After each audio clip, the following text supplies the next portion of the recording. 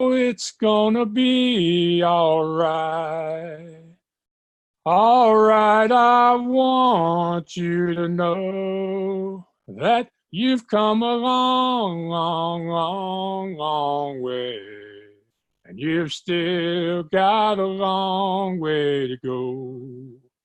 Hello again, ladies and gentlemen. I'm Max Ivy, known around the world as the Blind Blogger, and this is another episode of What's Your Excuse? Or in honor of my new friend from Florida, what the hell is your excuse? Just don't tell nobody at Apple I said that. You can find me at theblindblogger.net, which is where you can buy my books or my merchandise, and you can also hire me to help you get booked on podcasts and radio shows. That's theblindblogger.net. I'd also love for you to visit my sponsors, Chip and Pam Edwards at createmyvoice.com. You can also say, Alexa, play Create My Voice, or Google, talk to Create My Voice to visit their website, read their blog, and reach out to them. As Chip explained it to me, Amazon and Google are really working hard to push everything to where you would find it for your voice as opposed to sitting down and typing at the keyboard. And if you're not there, people are eventually not going to find you or not find you as quickly, or they'll find your competitors more quickly than they will find you. So you really need to have a presence on the wireless speakers, whether that be on phones, their speakers, their cars, their lawnmowers, their washing machines, wherever they listen. So be sure to be there, reach out to Chip and Pam, and they'll help you get all set up. And then my merchandise provider, the people who make my shirts for the What's Your Excuse brand, is neatoshop.com, Neatoshop.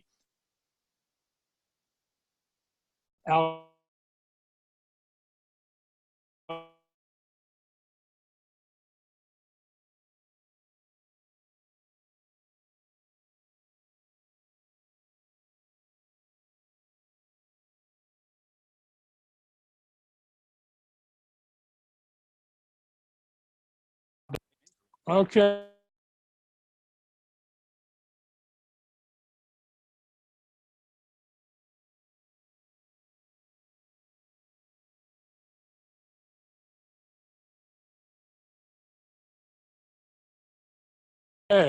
So Stephen was very gracious. He has a family that lives there, and he helped me out a lot by finding me a place to stay for one of the 2 nights of the event. And I tell you, it was a wonderful experience. I got to spend time with his sister at an amazing old home in Atlantic City. I woke up to gulls screaming and fresh air blowing through my window. It was amazing. Other than my talk, it was the best experience of the entire weekend. Plus, she made great coffee and we had a great talk. So Dr. Stephen Green, he's been in education. He's taught kids from junior high all the way up to college and university. He runs a company called Make the Grade Academic Services, where he tutors people online, over the net, or I think also in person, to help them learn better how to manage data, time, information, and to create the kinds of habits that will make them successful students and successful people. You can find him at makethegrade.com. He's also written a best-selling book called Maximum Education. I'm looking forward to talking to Stephen, not only about the work he's doing with kids, but how his work may apply to those of you who are trying to learn new things and accomplish new goals and maybe having a little trouble. So, Steve, I really appreciate you coming on the show. How are you doing today? I'm doing great, Max. Hello. I am excited. Yeah, I'm here. Okay. I'm here. Don't worry, I'm scare here. the blind host. Don't scare the blind host like that, man. That's not funny. I want everything. I want everything nice and harmonious here. Yeah. All right. So did I get it all in there, or is there something you need to address? One minor correction. Just okay. One minor correction. It's makethegrade.net, not .com. But besides that, everything was net. Yeah. Because I cover the whole net of issues. That's how I always try to get people to okay. A nice. That's not why it is. .com was actually taken when I registered it, but yeah. Yeah, I had that same problem. That's why I'm the blindblogger.net. It's better. Depending on who owns the .com, I can send you an article that somebody just sent me that talks about internet squatting and how, if you've actually been the one using a name, that there are methods that you can go about to claim the other domain that don't require lawyers and a whole lot of cash. So Okay. The guy who owns the blindblogger.com, he wants $1,000 for that website. And I obviously, I have never gotten, basically that distracted or, just totally lost my dang mind to the point where I would do that. So, so we why all don't have you, our home. That's it. All right, let's yes. get going. Let's move Yeah. ahead. So, all right. So why don't you tell people a little bit about how you got into the whole education and also how you worked it into being an entrepreneur and building a business around your love of teaching. Yes. Well, I trace it back, the short version. Both my parents were educators. So my mother was an elementary school teacher. My father was a college professor. So I grew up in an environment that really is kind of what I knew. Um, so I guess I never really thought about doing anything else because it seemed very natural. Um, I had different goals. My original goal, I wanted to be a principal and a superintendent.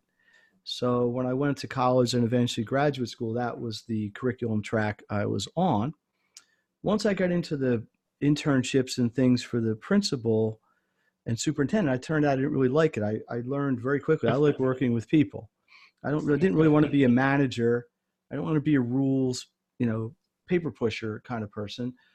And I wanted to work with people. That's what I enjoyed. I felt that was where my calling was. So I went back into the classroom, and roughly I was in there for years. Roughly 24 years ago, which not coincidentally is when my oldest kid was born, I needed to kind of pull back a little to help take care of him. And I started tutoring to supplement the income, because when you don't work, unfortunately, you usually don't get paid. About you, Max, but that's been my history.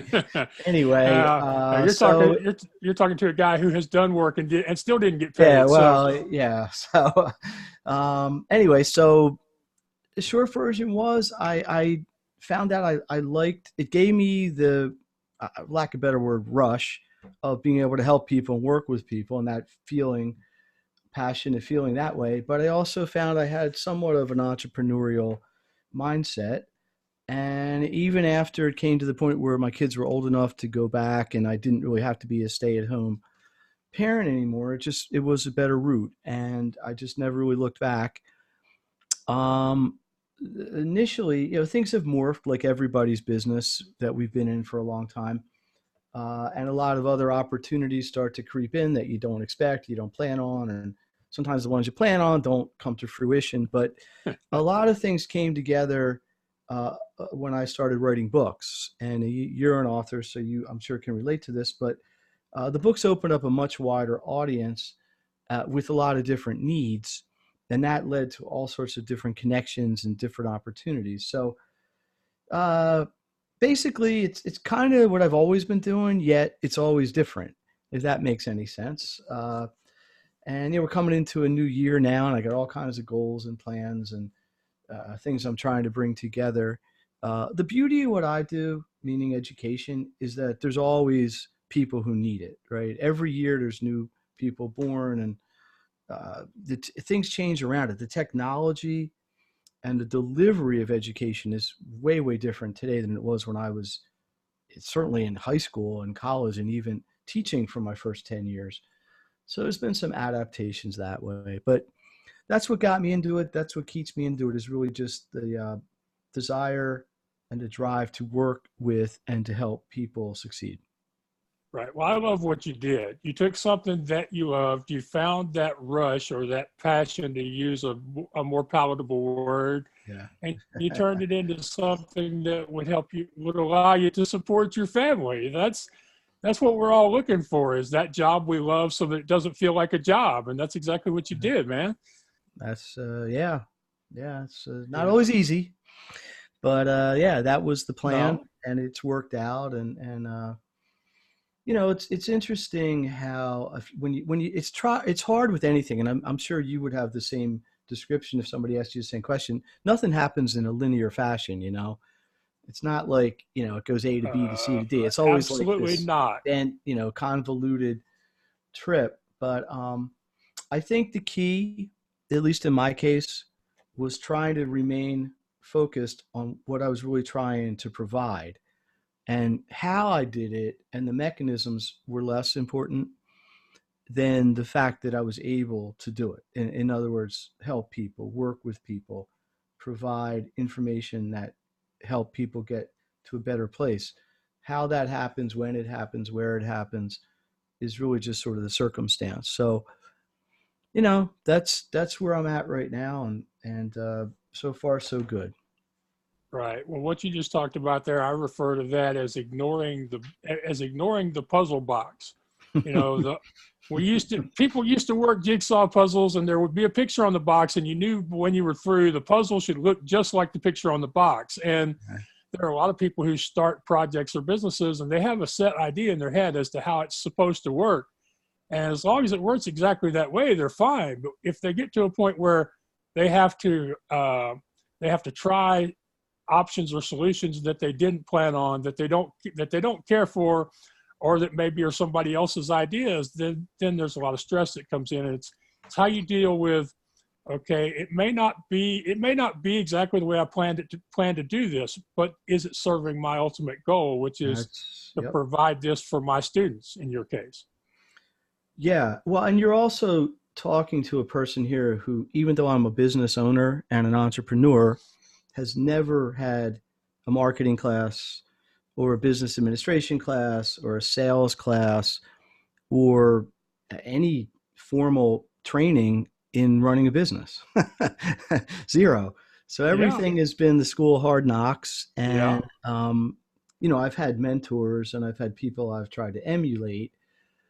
But I wonder if that's good or bad. I wonder if 10 years ago I should have, invested in how to do something kind of class. But it's kind of how it just worked out. I wasn't tainted by, that's probably not the best choice of words, but by, a model that wasn't necessarily going to work for me. I didn't try to put a square peg in a round hole of how I felt I could accomplish things. And, one of the things I admire about you, Max, is, you're doing what you got to do on your terms, and I think that's really important. Or at least you appear to be. I appreciate that. And that is how I do things. I have made a lot of mistakes, some of them more than once. I tell people that I'm really good at getting back up because I've spent a lot of time on my butt in my life. So, I've done the same thing as you. I've made a lot of those mistakes. And if I'd been smart, I would have hired somebody to build my first website. If I'd have been smart, I would have hired somebody to create a contract for my other business. If I'd have been smart, there are a lot of things I would have done. And something I'm going to kind of remind you of here from your own website is that back then you could only manage so much data at a time.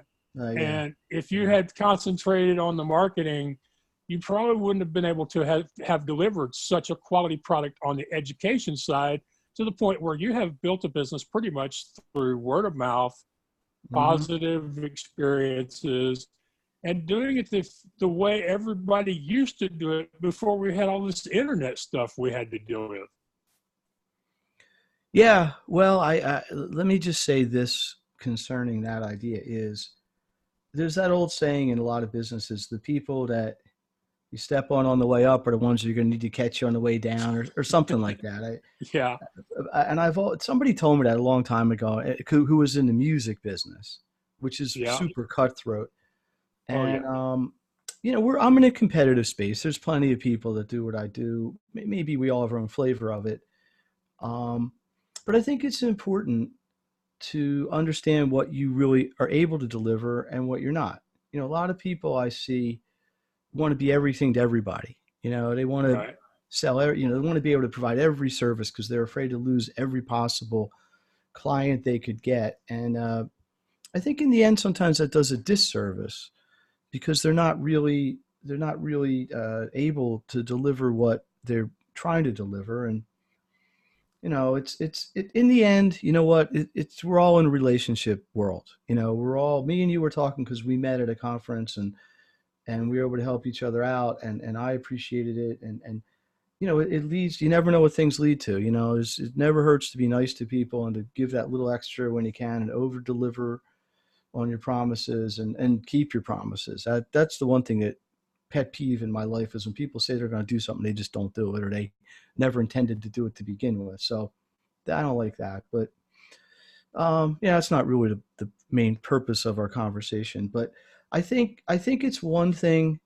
to start a business with some intentions and some goals, and it's another thing to sustain it and ride out the ups and the downs and the inevitable fluctuations of success and failure, and stay true to your mission, and not, change something just because it's fashionable or, the hot thing that month, and, things like this.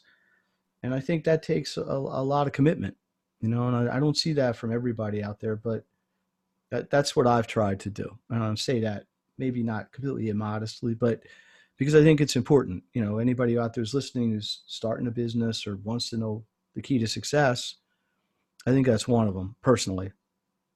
Yeah, it's knowing what you're wanting to deliver and delivering it with ethics and intentions, and sustaining that, because we've both dealt with companies who did great service for a month or 3 months or 6 months, but then when you needed them, they were no longer doing what they had been doing because they got tired, or their model wasn't sustainable, either because they were putting out too much effort or they were having to invest too much cash. So it happens. I think what you just talked about is important, and one of the great things about my What's Your Excuse show is I get to talk about whatever I think might interest my guests, and my usual measure of that is what interests Max. So, but a question did occur to me, and I think it's an important one.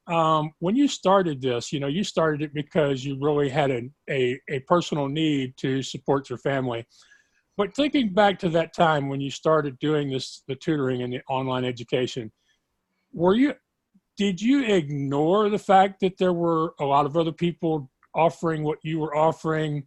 Did you not notice them? Did you not care? Or was it just a case of, I have to make this work some way, so I'm just going to ignore all the other people who may offer something similar to what I'm planning to offer?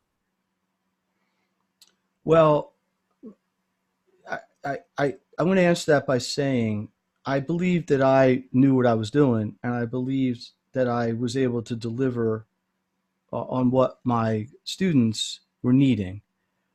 I didn't try to make claims or to oversell what I could do and misrepresent myself. So I didn't get myself in trouble that way. Right. And I saw people doing that, not a lot, but enough. And I think it was really more of an issue of knowing that listen, I'm in a business. There's no residual money in tutoring, right? And when I started, it was all face-to-face. Okay. The internet, I guess it existed. I mean, this was like the 90s. So, the internet existed, but there was nothing like we could do right now with any kind of quality. And it was very, very expensive to talk online. So 100% of my business, probably for the first 7 to 10 years, was literally sitting down across a desk or a table or what have you with my client. And there was nothing binding them to the relationship. I would meet with them. We would settle up at the end of the meeting. They could choose to go anywhere else. So what that did was, whether I even knew it at the time, I don't remember consciously thinking this per se, but is that I was only as good as my last hour, my last half hour, my last student, my last day, my last week. Everything could collapse pretty quickly if I wasn't on the ball. I didn't allow myself to have a day off or an hour off, regardless of how I felt, good, bad, tired, sick, whatever. I had to be there for my students because that's what they were paying me for and that's what they expected. And I think that's just part of my nature. I have a strong work ethic that way. But I think the fact that I was able to sustain that and communicate that tacitly, I never said to somebody, hey, I'm working as hard as I can for you. But I think the students and the parents picked up on that. And I think they appreciated that. And that was part of what led to the really strong word of mouth advertising and referrals and things like this, which is really what sustained then and still sustains the business. Now it's a little different because I've, the podcasting and, I get contacts to people I never met before, but social media. But the first 8, 10, maybe 12 years of my tutoring, almost all of it was working with person A who referred B, who referred C, and so on and so on. And it all came back to delivering a quality product ultimately. So there's a lot of facets to that. One is knowing what you're doing. I mean, you have to have some expertise, but a big piece of it is communication and being able to meet people on their level. I'd have days I would see 6, 8, 10 students, and I might even be doing similar topical material with them, but because they all had different learning styles, they all had a different ability level, they all had a different comfort level, I had to modify the lesson to suit their ability to take it in. And that's actually a big, it's a large piece of what I write about in the book, is understanding that and capitalizing on that as a student. But I think that's where my educational background and having gone to school and been trained in this to a degree helped. But I think in the end, the sustainability comes from working consistently and providing consistent quality ultimately. And that could probably be said about everything, you know. Right. You know, it's funny. It's a little bit of a sidebar, but there's a restaurant near here that I loved. I used to go there frequently, and they just went out of business. And I was thinking, how could they go out of business? I love their food. And I was talking to a friend of mine. Yeah, did you hear so-and-so's went out of business? Oh, that was the worst place I ever went. So, you know, it's funny how, you know, two people, the same basic experience, have such a different opinion about things sometimes.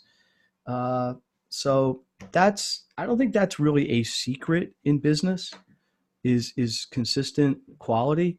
But I think sometimes people get so hung up on, oh, we got to pay the electric bill and we got to pay the rent, we got to pay the employees, and we got to do this and this. That sometimes that doesn't, it isn't always the primary focus when it ought to be. And I think it's important to keep that in mind. So that's what I always try to do. I'm not saying I'm perfect. You know, I've, right. You know, sometimes things don't go the way you want, but that's at least from a mission statement kind of thing and a deliverability mindset. That's what I'm trying to do. Right. Well, one of the things that I see a lot online from from people is they ask, why should I start a blog or why should I start a podcast when there's already so many hundreds of thousands of people already doing the same thing I'm doing? And so I was wanting to get a little background on how you got past that when you started. And it kind of sounded to me like you were highly motivated in the beginning. Yeah, I was, because I had to be.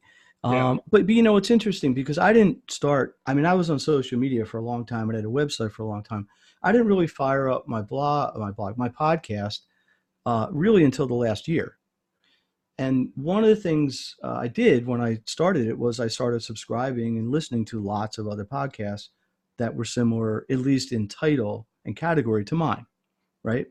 Right. And after doing that for a couple of months, I said, you know what? I don't really hear anything exactly with my message. My little niche, you know, my niche is like this tiny wide, isn't really being represented. And I believe there's space for it. And that's basically what I did. And, you know, it's working. It's, you know, it's working at a pace I'm comfortable with. You know, I'd like it to go faster. I guess everyone does. But I listen, I don't know any business that's competitive free. You know, is there one? I doubt it, unless, you know, it's like some enormous monopoly. So we're all going to have that. The question is, how do you differentiate yourself? Right. Right. Number one. Number two is I think it's important to understand and accept the competition. You know, I can't service everybody, right? It's only one of me. I have people who are competitors of mine locally that when I'm busy or overflow or it's just not a good fit, I'll send business to them. I don't love doing that because of the bottom line necessarily, but I'm doing the right thing for the client. But I think, let me say this, because I think this is what you're getting at, is I think if a person is intimidated by the marketplace, either they just have to take a step back and wait until they're not intimidated anymore, or they need to rethink what their core message is, and maybe distill it down to something smaller that is micro enough that it isn't overlapped by everybody else. I don't know how to tell you to do that individually, but I know at least in the kind of workspace, there's plenty of people that do the same thing, and a lot of them survive well. So it can be done. But Right. some of it's mindset, some of it's attitude, some of it's believing in yourself. And if you want to be a solo entrepreneur, I don't care what you're doing, you better believe in what you're doing. So nobody else is gonna. You know that. No. Okay, now you break it down when you're as far as helping your students when they're working on learning these the coursework or being better students. You break it down into 3 sections, which is data management, time management, and having a daily action plan. So I love that you did that, because I think there are people who have trouble managing their time or their responsibilities because they're mixing those 2 things together and not figuring out. So why don't you explain a little bit about how you approach those 3 things, and maybe one idea as far as how the people listening might be able to improve the way they deal with them. Okay. Yeah. So I found, working with students in school, their 3 biggest challenges were managing their time, managing the amount of information they had to deal with, and having a daily action plan, which is basically exactly what you said. And there's a lot of pieces even within that triumvirate. What occurred to me was, over time, somebody would come to me and they wanted to be tutored in biology, say.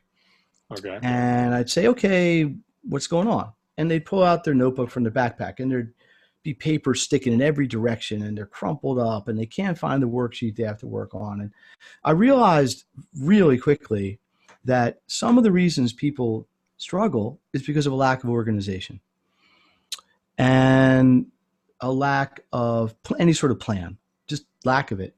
So what I started doing was setting this up for them. Okay, let's date your notes. Let's do something really, really simple. Every time you get anything, put a date on the top. That way, if it falls out of your notebook or it gets crumpled up, we at least have some way, in this case chronologically, to put it back where it's supposed to be. This is not necessarily like, genius 199 IQ sort of stuff. Some of the stuff is really, really fundamental, borderline common sense. But what happens is people get so busy and they get so overloaded and they get so worried about everything that sometimes the minutia gets lost. So I think the place it starts, if somebody's in school, let's say, is to just look at these 3 things on a simple level. Okay, I need to figure out, what am I going to do with my next 4 hours? How am I going to manage my time? And there's many, many ways I can break that down, but let's just leave it at that for there. Okay, what do I need to deal with information-wise? Do I have to read something? Do I have to do a worksheet? Do I have to do a lab report? Do I have to do math calculations? What do I need to process, and how do I need to process it? And then the third piece, which really is what brings it all together, is how am I actually going to get all this done mechanically?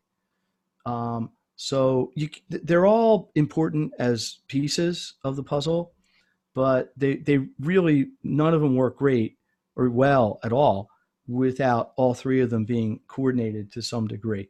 So the way I teach it, at least the format of the book, is the timing comes first, then the information, then the action, mostly because I found that sequence was the easiest to set up with the population of people I was working with. Now, For some people, you might need the daily action first just to get them in motion. And maybe they don't have as much information, but their time is an issue because they got 100 things going on. But I found everybody, whether you're in business or you're sales, and this is big in sales. I've had lots of people in the sales world I've worked with and coached. Is important. But you know what it comes down to, Max? Sometimes just having systems, right? One of the big things I teach people is to be systematic. There's 100 ways you can do anything. Anybody can go buy a calendar or make one. You need a piece of paper. But if you don't use it, what's the value? So one of the things I work with students on and the entrepreneurs I work with on is, well, how do you want to structure your time management? Do you want to do it on a calendar? You want to do it on a daily calendar? You want to do it online? You want to do it in a phone? Give me a system you want to work with, but commit to that system. So I think if the question is, where do people start, right? Like most problems, you got to start where you're at and figure out what your issues are, right? We got to figure out where the breakdown is and what's not working. And we say, okay, how do we get from where we are to where we need to be? And the way I define it, at least, is with this maximum education triangle: time management, information management, daily success, action plan. And I got to say, honestly, 99.9% of the time it works great. And the only time it doesn't is when people don't do it. But you can't control everything, right? But it's like the classic story. What's the story with the ocean liner? They're only on course like 2% of the time because they're constantly readjusting their bearings. It's the same thing with this. This is a continual test and measure, reassess. So we try something, we talk about how did it work, what didn't work, what can we do better, what do we want to drop, what do we want to improve, what do we want to expand upon, and we keep doing more and more of what works and less of what doesn't work. And sometimes people are married to bad habits, or at least in my opinion, bad habits. But why are you doing this? Well, my boss does it this way, or my father did it this way, or well, this is how I learned how to do it, but it isn't serving them. So sometimes you got to be able to cut the cord on things like that. But I think the first step is just taking stock of where you are. What are you doing? How's it working? I offer an analysis. I don't want to get into sales here, but I offer an analysis, a consultation for people that want to go through this process. It doesn't take that long. It's usually very enlightening. So yeah. The only other thing I would add is there's a short and a long-term effect. The longer you work with a process that's efficient, the greater and greater the return is over time. So it's like exercise, I guess. Like if you haven't exercised in a year, you go out to run, you're lucky if you don't have a heart attack.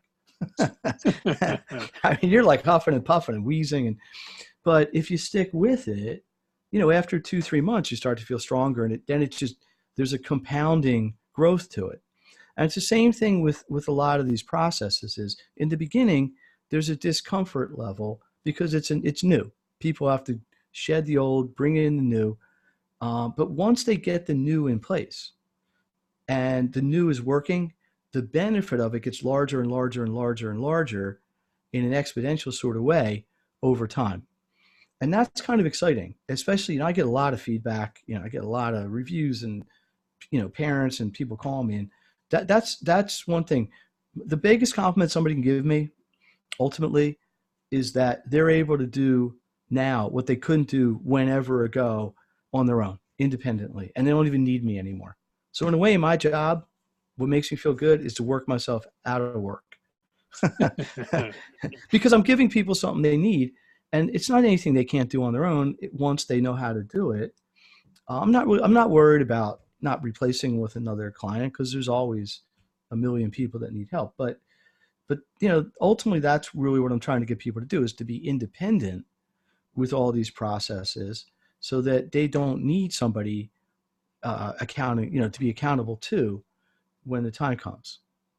And I think that's really true in business. I mean, business is even tougher in a way because, you reach a point in business, you don't have any money, you're out of business. in school, you get a bad grade, you always got another test to take or something. But to me, that's really important. Really important. Yeah. I'm talking with Dr. Stephen Green, and he runs the Make the Grade academic services company, and you can find him at makethegrade.net. He also has a really cool .net. He also has a really cool podcast where he shares some of these lessons with you on a weekly basis. So I highly encourage you to go sign up to this podcast, and I'll include the link to it when this goes live. But I found that you can find just about everything you need about Stephen on his website at makethegrade.net. And I just want to mention that the good people at Dot Incorp provided me with one of their 4-cell Braille watches. And I really love being able to keep track of the time without having to disturb my guests or have my screen reader tell me what it is. So it's one of the most simple functions of the watch, but it's something I really enjoy that makes my podcasting life easier. So you did mention that that people in business have the same issues as far as what are they doing, taking stock, and then finding new things that work for them as they go forward. Do you find it easier to work with students or with people that are running a business? Well, that's an easy one. Students. I'll tell you why. Yeah, I'll tell you why. Students, they just listen more. Really? They may not be happy about it, but yeah, business owners, and sometimes they're very stubborn. Sometimes it's funny. Somebody can pay you. Somebody can hire you as a consultant, pay you a decent chunk of change, and then not even listen to what you tell them. If you've ever had that experience, but it's interesting. I mean, I could get in some case studies here, but sometimes they say with kids, the bigger the kids, the bigger the issues. Okay. You got a 3-year-old kid, it's not really that big deal. You got an 18-year-old, you got big problems. But I think with students, and when I say students in my world, that's 10 to 20-year-olds, plus or minus. Right. They're still in that a little bit of a naive stage, where they're in school. What's the big deal? They're going to go to college or whatever. And one of my big jobs is get kids into college. But they don't have that kind of giant pressure, a mortgage, they don't have a car payment, electric bill, blah, blah, blah. Business owners, there's more pressure on them. I think that's a fair statement. And sometimes even if it isn't working well, they're reluctant to change. And the bigger the company, generally, the harder it is to shift that inertia. So that's the reason I say it's harder to work with the business owners from the standpoint of getting them to be compliant and getting them to just do what I'm asking them to do for their own good. I find that amazing that people will pay, like you say, they will pay excessive amounts of money for a coach or a consultant, and then pretty much ignore everything that this person is telling them that they hired in the first place. I've heard about that, and it's I'm sure it has to be maddening to the coach, but it all comes down to comfort levels, and we both know that the longer you do something, the more comfortable you become with it. Mm-hmm. Even if it's painful, it's pain that you're familiar with, rather than the pain that you may encounter by change could be a lot worse. I'll give you an example. Yeah, you're true. I'll give you an example. I was brought in by a company that sells a digital product. I don't want to disclose any. No, I appreciate confidentiality. They sell a digital product, and they had 3 salespeople, and the 3 salespeople had 3 completely different sales methods. One would never want to speak to a potential customer. Everything was automated. They had web pages and autoresponders and whatever. Right. The other one would send out emails and the whole goal of the email was to trigger a phone conversation. Right. And then the other one, I don't, even after working with this company, I'm not even sure what the third one did. I don't know what her process was. And I said to the owner, and part of the owner's problem in this case was they were trying to run this in absentee way. They had invested in the business. They had another business. They really didn't want to put a lot of hard time into it. And they figured, oh, this is an easy sale. I'll just hire people who can sell it. Well, anyway, the first thing I tried to do was standardize their operations, right? Right. Because I said, listen, if a salesperson B quits, you have no idea where any of the pipeline is, or through the funnel of where any of their people are. Do they even have CRM? How do you even know who their contacts are? And it's just simple. I mean, to me, that was the most obvious thing 5 minutes after I came on board. And I said, look, here's your assignment. Between now and when I see you next, you got to get everybody on the same page. And I came back 2 weeks later, in this case. Guess what? Nothing had changed. So I said, listen, what I ended up doing in this particular case was I said, look, pick one of your 3 people and let me work with them. And then hopefully they will get good enough at this that when the time comes, they can train the other 2. Otherwise, it's a waste of your money. And which is basically what happened. And then what happened was, flash forward 4 or 6 months, the person I trained left there and got a job with another company because because of your training. Well, I'm actually going to say yes. They were naturally a better salesperson. This was the one that wanted to get on the phone with people. Right. They were naturally just a better sort of salesperson in terms of explaining the features and benefits and that sort of jazz than the other 2 were. But yeah, so now the business owner was even in a worse situation because his best person left, and they were the one that was bringing the most revenue and was the one he invested all the money in to train. So yep. Yeah, it's difficult. I mean, I'm not positive who your sort of typical listener is, Max, but if it's somebody who's kind of new to business, my advice to them, I mean, you didn't ask me this, but I'll just take the liberty of volunteering it, is take your time in the beginning and try to set things up right the first time. It's so much more difficult a year in, 2 years in, 5 years in to change things, big things. And it's a kind of measure twice, cut once mindset. Yeah, I mean, I'll just throw that out there. It's going to be very different in almost every industry, but that's what I see. The stuff I'm doing is, again, it's not complicated. Managing your time, managing the information you got to deal with, putting it all together every day. That most people say, yeah, sure, I get it. Let's do it. But actually doing it for 8 or whatever, 6, 8, 10 hours every day is not so common. I think some of it, the last thing I'll say is, and this is kind of where we started, is it's hard to maintain that drive, that passion. And sometimes the mechanics of the business and the stuff that you don't like in the business drags you down and kind of chops that energy a little bit.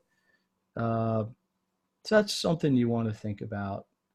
Yeah, and that's where you have to find whatever it is in you to allow other people or to hire other people to do some of those things when possible, because the stuff that drags you down is going to make it more difficult for you to sustain things. And I don't mind your answer, because quite often I get better answers than the questions I was going to ask. So I'm totally fine with that. It's part of my brand, actually. We're having a conversation, and if the guest thinks that there's something he needs to say that will help my listeners, I want him to say it. So I appreciate that. And it kind of sounded like you were talking about in that, as far as, take the time and set it up in the beginning. That makes a lot of sense. But the other part about how we know what to do. It's not complicated, but doing it is hard. Reminds me of people trying to lose weight who they've figured out what works for them and they can do it for a week or a month or 6 months, but trying to do that for the rest of their lives is the hard part, and it kind of sounds like the same thing as what you're talking about with students and with business people. Listen, it's the old saying, the devil's in the details, right? Yeah. We all got big dreams. Yeah. But the dreams are built on the foundational stuff. And that's what you need to invest your time, your energy, in some cases, your capital, to build that foundation. Because when things get a little shaky, you need that to be strong. As you grow a business, I think that gets more and more important. If it's just a 1, 2, 3 person operation, you can be a lot more agile and you can change quickly if you need to. But as you build, some of these things just amplify in their importance. So, that's what I believe. I've seen, the problem is there's always the contrarian case. There's always somebody, well, my friend, he doesn't know what he's doing. He doesn't even have an accountant, but yet he's driving a Ferrari and he's a gazillionaire. And there's always the example of somebody who does everything, I guess, by the book and just, doesn't make it. But, there's processes that are proven to work. And there's things that just sometimes you just can't work your way around. Yeah, I think that's really the key. So, all right. Well, before we finish, there was one thing I read that I wanted to ask you about because it feels right to me, and it's something I've heard other people write about. Is you talk about helping your students become curious about their education, and a couple of years ago, I read a book by Elizabeth Gilbert, who's famous for Eat, Pray, Love, but she wrote a book called Big Magic.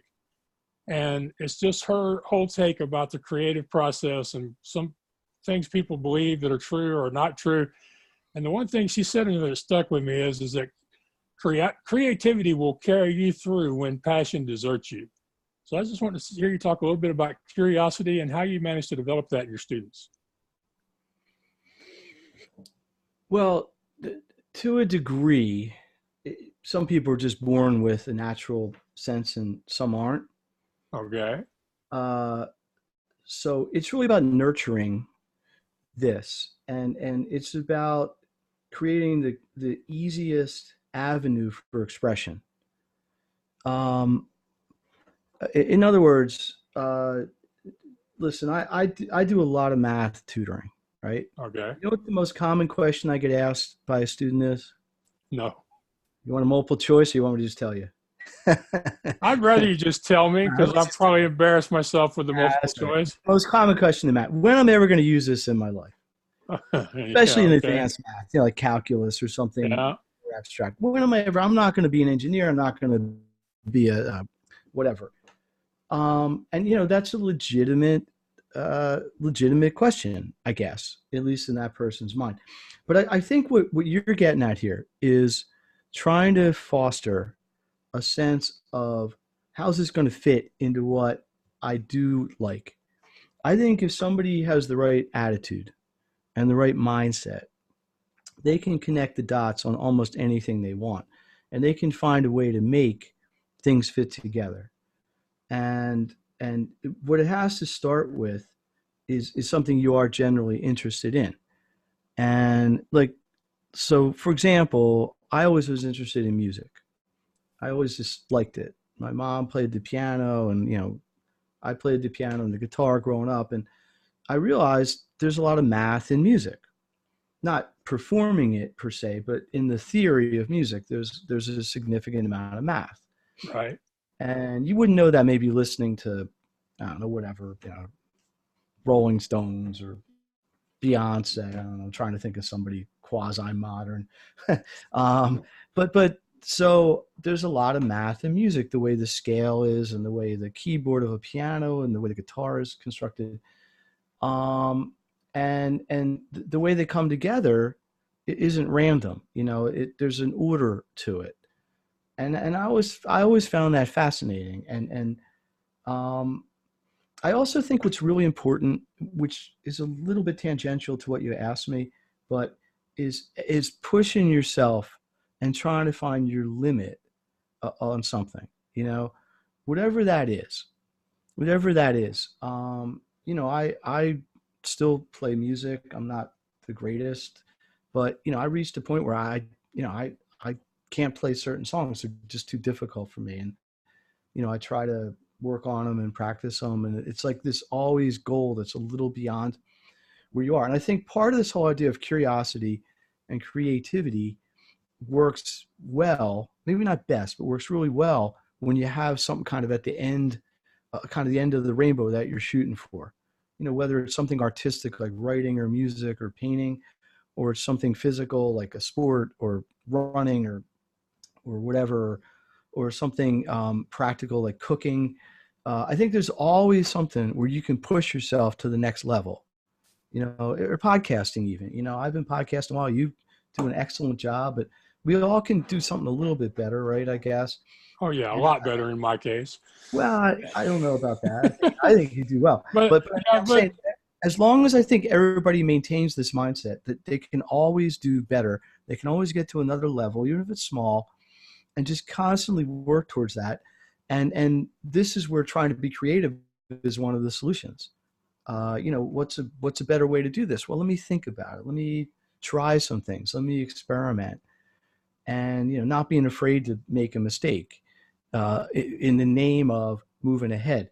So I think I think curiosity drives the creativity, if there's sort of a flow to this, and creativity and curiosity together push you to try to reach uncharted sort of territory with things. And I think that's where it kind of gets exciting but scary at the same time for a lot of people. Yeah. But I think in a good way. It should be in a positive way, because look, our lives sometimes can get very mundane. I wake up, I mean, as much as I love what I do, I'm waking up, I work 12, 15 hours a day a lot. I'm tired, I go to sleep, and then all of a sudden a week goes by and yada, yada, yada. And, sometimes you got to just snap that cycle and say, hey, let's just go do something else. Let's try something a completely different way. And that sometimes has to come from within. There's a million ways to get that inspiration if you want. I'm always amazed by people who can do things really well that I have no talent at all. Like my sister can speak 7 languages, right? 7 fluently. I mean, who can speak 7 languages? I'm lucky. I'm English. I'm happy I got 1 down, right? I only claim 2 because I recently found out Braille's considered a language. So all right, well, there you go. See, I'm with you there. I'm with another you there. one I can't. But I mean, I had this student come over there. They opened their notebook. It was their math notebook, right? And about a third of the page was math problems, and the bottom kind of corner of the page was this beautiful drawing of kind of a landscape with a bird in it. And I kind of jokingly said, I guess you were bored in math class. They're like, yeah. But I mean, there was some serious talent there. And just pen, just the regular pen you're taking notes with on notebook paper. I have no talent with that at all. I can't draw. I can draw a crisscross tic-tac-toe thing. Yeah. That's about it. So whenever I see somebody who has any ability, I just am not even close to. I kind of envious, but yet kind of sort of inspired by it at the same time, because it's a human potential thing. You're probably around my age, maybe, but the whole human potential movement, which is kind of coming back, I heard.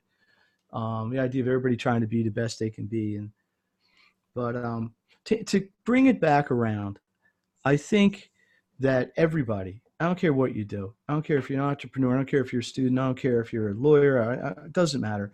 You got to find something that lights your lamp every morning. And part of that, I think, is remaining creative. I think part of that's definitely remaining passionate. Part of that is taking stock of really what gets you through it and what you enjoy. Sometimes getting rid of things that are a little bit of dead weight. I don't mean to, pontificate about this, but I just know this is where when I see kids, the light bulb go off in kids. I work with them also. Oh yeah, I get it now. is because I'm able to show them a way to think about something that they hadn't thought about before. Or I'm able to show them a way to do something that hadn't occurred to them before. Right. Well, just a couple of points about the last few minutes here. We're finding out that cooking, art, as well as music, and many other things that are considered creative have a lot of math in them. It may not be something obvious to most people, but it's there, and it's part of a lot of really great work being done in those creative fields. Mm-hmm. And the other thing, since you appreciate music, I'll share this with you from a 60 Minutes interview last year. Okay. Paul McCartney said that he never feels like he has progressed to the point where he's good enough. He gets up every day thinking there's something he can do to become a better musician, a better singer, or a better performer, or to be better in his business life. But he, especially with his music, still doesn't think that he has arrived at that place where he can say that he doesn't have anything else to learn or anything else to try or challenge himself with. Well, if Sir Paul can say that, I guess we all got room to. That's the point. Yes, if Sir Paul can say it, then the rest of us can all admit it and go on about life to actually do something about it. There you go. Yeah, well, listen, he's correct. I agree with him, and I mean not in his particular case musically because he's awesome, but I think his mindset is correct, which is, if you're not moving forward, you're sort of moving backwards, and if you're not challenging yourself, it's easy to get into a rut. You get in a rut, you get bored, you get lazy, you get distracted, and things start to go off the rails. So, yeah. Well, there's a lot of places to take inspiration from, and I think we all got to find what that is. So, Max, this has been awesome. Yeah, I've really enjoyed getting to talk to you again. I enjoyed meeting you at MapCon and getting to spend some time with you. And thanks for negotiating with the cab driver for me. That was also a big help. But is there one thought or behavior or experience that you'd like to leave the audience with to maybe help them get going into this beginning of 2020? Well, I think in looking, based on my own experience, I think it's just important to be honest with yourself about your abilities, about your ability to follow through with things, and about your ability to commit to things. And I think if you can do those three, everything else can fall into place if you have the right systems. And I think it's important, it's the beginning of the year, so people are making resolutions and such, but it doesn't really matter. The people that are just kind of, what word do I want to use? I don't say pretending, but the people who are kind of just going through the motions, right? It's not sustainable. And I think that's probably what I've taken away. I'm 25 almost years doing the same thing, and not because I'm so great at it, but because I've come to understand why I do it and what drives me and how I feel it's providing value. And as long as I can do that, there's no reason to stop doing it. So that's my words of wisdom and brilliance. Well, thank you. I think they're, a lot of times the most important lessons are the simple lessons, the ones we usually have to learn multiple times before we get them, and usually the ones we end up having to relearn because we forget that they were the reason why we were successful in the first place. That's exactly right. Yeah. So that's I guess all we got here. Yeah. Well, thank you so much for coming on the show. I really appreciate your time, and look forward to hearing the responses, and maybe we'll hear from some people who have actually implemented some of the things we've talked about today.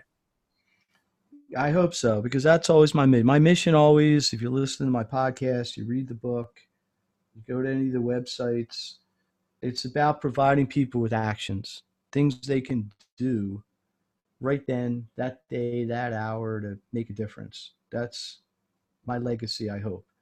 So I'd like to return the favor, Max. If you want to come on my podcast, just let me know what's convenient for you. Well, that'd be great. I am always open to going on other people's podcasts and sharing whatever little I happen to know. So we'll talk about that. And just to make sure I don't mess it up again, before you hang up, just remind people of the website, the name of the podcast, and the book. Well, I have my business website is makethegrade.net, which is MAKETHEGRADE.net. The website for the book is maximeducation.net. The podcast is the Make the Grade podcast, and the easiest way to get to that, besides Apple and all those other places, just go to the makethegrade.net and click on the podcast tab. And I'm on all the social, Instagram, Twitter, Facebook. I have a Facebook community. If people are interested in engaging there, search Make the Grade Maximum Education Community. And I guess that's it. All right, well, we all got a million ways to get a hold of ourselves now. Yeah, too many. I must too be many. 5 more. Too many.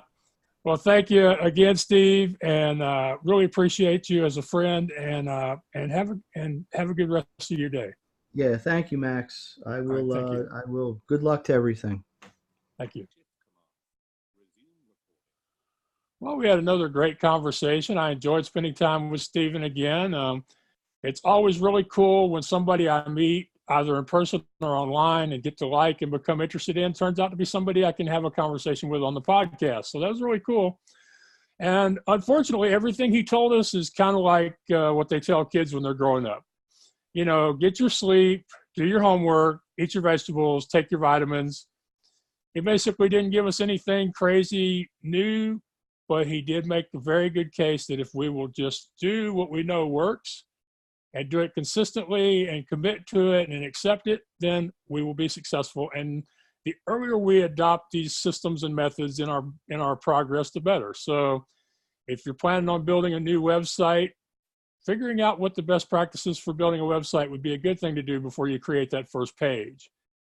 Or if you're going to do a podcast, take his example and listen to other people's podcasts, either to find out if there's somebody doing exactly what you're doing or doing it similarly, or just to get some ideas on what's working, what isn't working, maybe make some connections to pick people's brains on technology. Me personally, I'm not a big fan of systems. I know they work.